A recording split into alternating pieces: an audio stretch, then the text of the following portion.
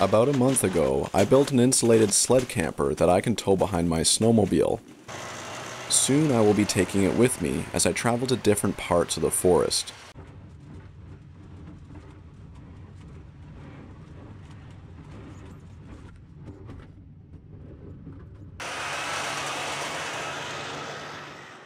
Although it looks bulky, we built it light enough that I can move it by hand.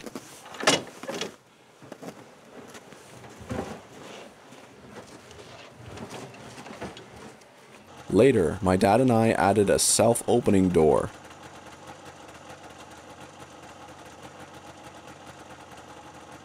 And some LED light strips. Finally, I installed a digital indoor-outdoor thermometer and a carbon monoxide detector, a very important safety feature for this type of shelter. In conjunction with a couple places for ventilation, the CO alarm allows me to safely use candles or even a small propane burner to help heat the inside of the shelter, for short periods of time, of course. The great thing about the alarm is that it will warn me if it detects levels at 30 parts per million, long before levels can become dangerous. I feel like I should mention that this episode isn't sponsored by anyone. I just thought that it was important to bring attention to the potentially life-saving benefit of having a carbon monoxide detector in any heated shelter. If you'd like to know more about the equipment that I use, I'll be sure to link them in the description below. Anyway, as you can see, the burner already has things quite toasty in here.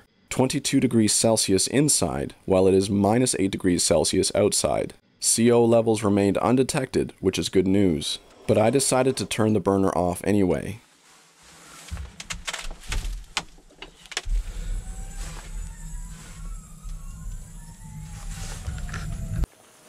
Although candles and burners are nice to heat the camper with initially, I don't think it's safe to have any kind of flame in here while I'm asleep.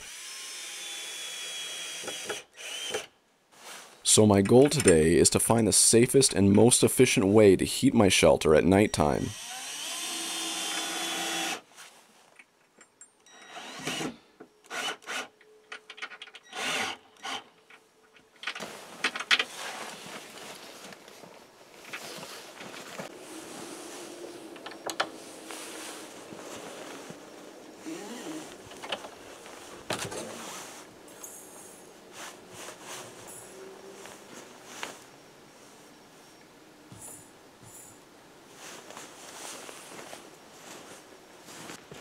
I decided to start with my small camping wood stove. Now, I won't be able to use the wood stove on the inside, but I figured I could come up with some sort of solution to safely integrate it with the camper. But before I get started on that, I took a break to meet up with my good friend to go chaga hunting. If you're not familiar with chaga, it is a rare treasure of the forest. More specifically, it is a type of fungus that grows on birch trees. I know that doesn't sound like anything special, but chaga can be brewed into a coffee-like drink that is highly sought after for its unique flavor, medicinal qualities, and high nutritional value. I've been told that it is so rare that it only grows on 1 out of every 10,000 birch trees, and I believe it. Over the years, I've searched countless birch trees for the elusive chaga fungus, and I have yet to find a single specimen. So I'm sure you can imagine my excitement when my friend told me that he had located some chaga in a birch stand near his home.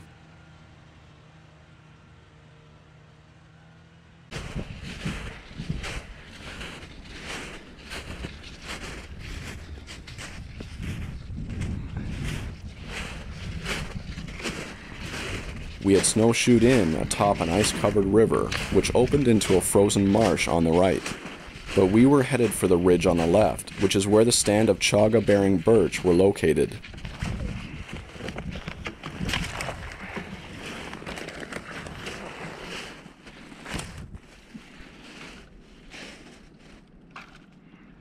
Their ghostly white limbs stood stark against the evergreens.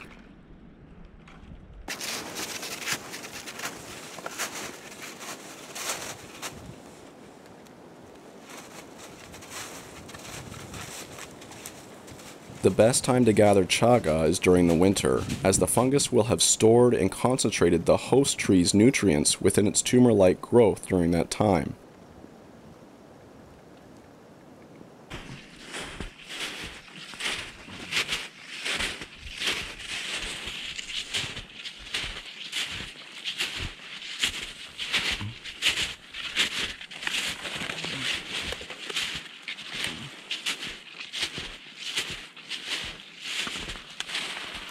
After doing some searching, my friend was able to find some of the chaga that he had previously spotted on his way through the area.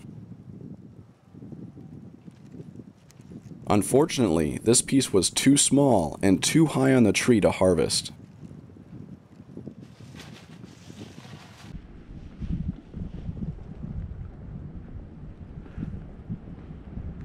Here's another piece that we found.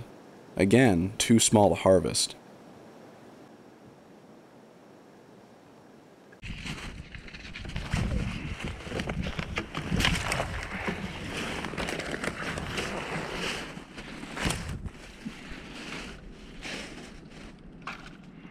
Chaga will generally infect a birch tree through an injury.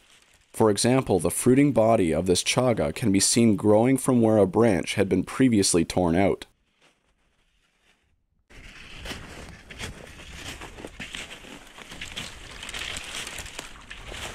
Whether or not we found what we were looking for, it was a beautiful day to be out on the snowshoes. But eventually, my friend did locate some chaga that we could use. It was low enough to the ground to reach and large enough to harvest. This stuff is worth its weight in gold, and so if someone is willing to share their chaga patch with you, then you found yourself a good friend.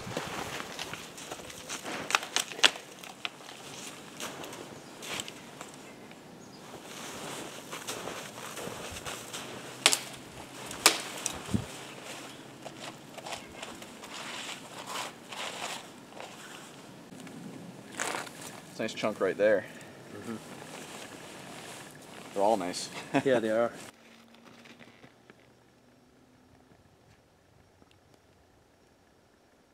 Notice how the chaga growth looks like burnt charcoal.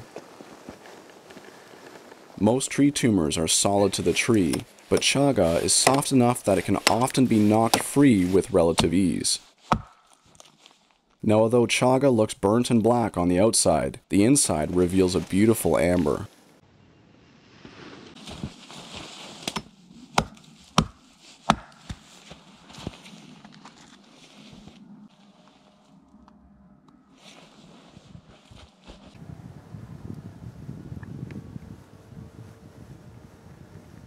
The inner amber layer is soft and slightly spongy. I think it is best described as having the same texture as cork. After harvesting 2 small pieces, I left the rest of the chaga to continue growing. I should mention that while I was harvesting the chaga and taking time to film the surrounding scenery, my friend had gone on to grab his snowmobile. He ended up returning to see if I wanted to ride back with him. As it turned out, the sled battery was shot and the pull cord was missing. This meant that he could not, under any circumstances, let the snowmobile die, because if it did, there would be no way to restart it. With that in mind, you can now fully understand what you're about to hear.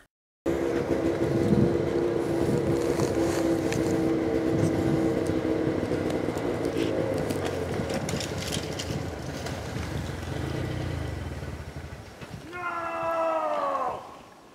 Oh no! And that, my friend, is the sound of a man who's just realized that he must walk home. Which is exactly what we had to do.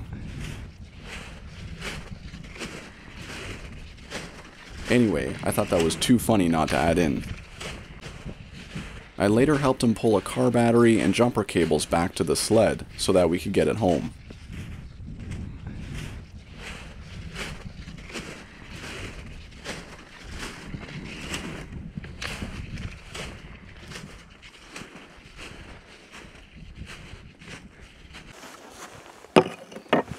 Back at the camper, I was ready to process my chaga into smaller grounds for drying and brewing.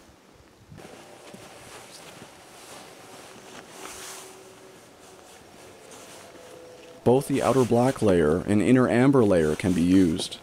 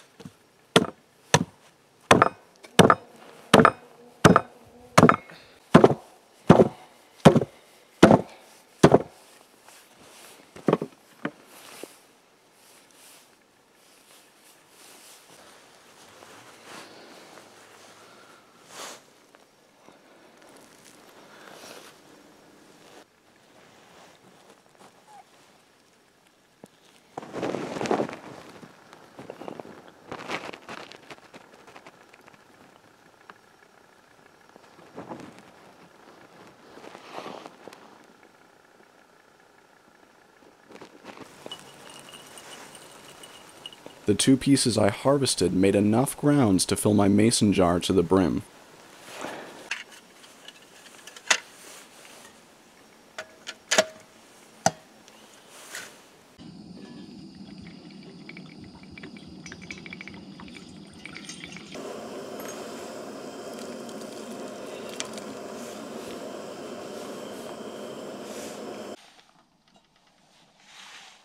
I simmered the chaga for 15 minutes before I poured myself a cup.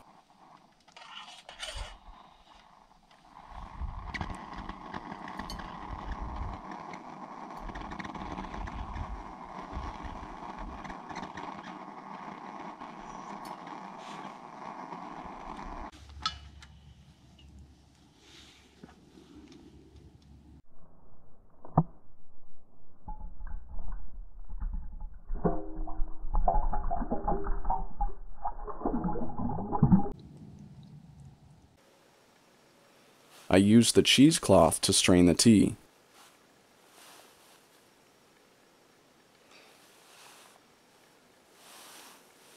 Everyone takes their chaga a little differently, but I drink it like I drink my coffee, with cream and sugar.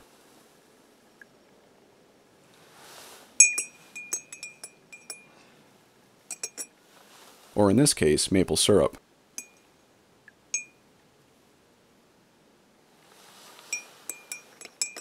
Chaga does taste very similar to coffee, but with a hint of caramel. I kid you not. Someone else might describe it differently, but that's how it tastes to me. Now, although it tastes like coffee, it is 100% decaf. Anyway, back to work. I decided to set up the wood stove under the sled's awning, with a sheet metal reflector to help guide the stove's heat into the shelter.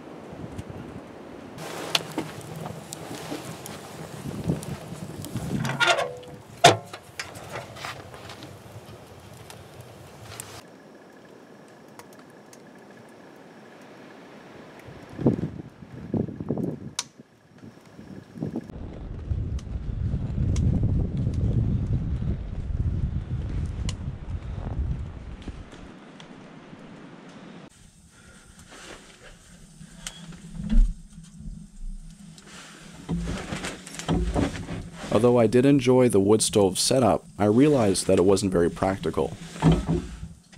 It did heat the shelter, but only 12 degrees higher from the outside temperature. That wouldn't be enough to keep me warm at night. My shelter was designed to work best with the door shut anyway.